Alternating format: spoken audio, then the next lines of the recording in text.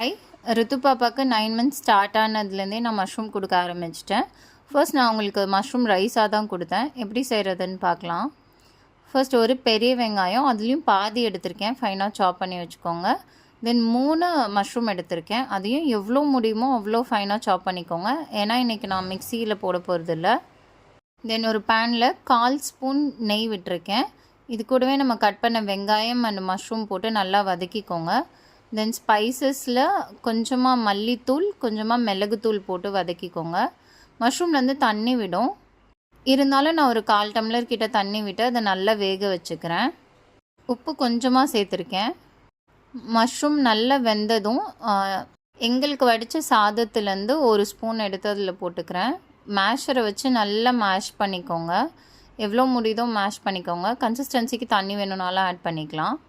அவ்வளோதான், simple and யம்மியான mushroom rice ready. என் பாப்பா நல்லா என்ஜாய் பண்ணி சாப்பிட்டாங்க. நியூஸ் பிடிச்சிருந்தா லைக் அண்ட் ஷேர் பண்ணுங்கள். ஏதாவது ரெசிபீஸ் வேணும்னா கமெண்ட் பண்ணுங்கள். Two subscribe for more videos. Thank you.